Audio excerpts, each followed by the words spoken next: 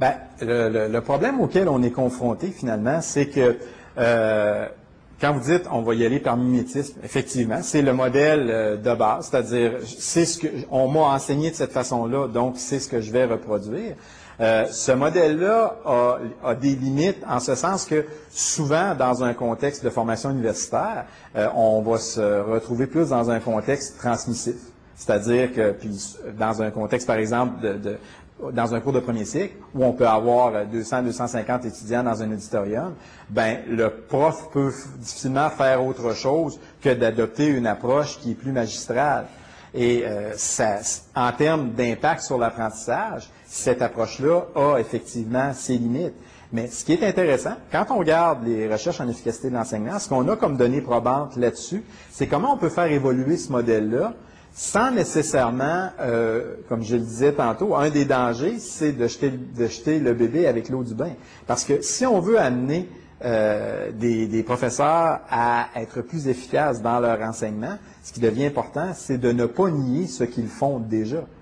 Donc, de quelle façon on peut, par exemple, améliorer un enseignement qui est plus magistral? La faiblesse de l'enseignement magistral, c'est qu'il n'y a pas de rétroaction.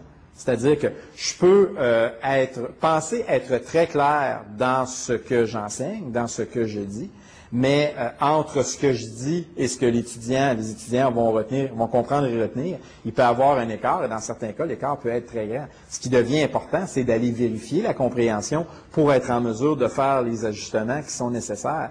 Il y a des moyens qu'on peut utiliser justement pour introduire une interaction, une rétroaction entre le prof et les étudiants pour faire en sorte qu'on va aller vérifier si ce qui a été compris est adéquat et être capable de faire les ajustements nécessaires. Mais ça veut dire que le prof ne pourra pas présenter pendant 2h30 sans s'arrêter, sans aller questionner les étudiants, sans aller chercher au niveau de la compréhension ce qui est là. Et ça peut se faire, par exemple, en plaçant les étudiants en situation de travail d'équipe, en leur demandant, bon, ben, ça fait 20 minutes, 25 minutes, 30 minutes que je présente, vous allez m'identifier les 2 éléments clés dans ce que je viens de vous présenter. Placez-vous en équipe, je vous donne 5 minutes.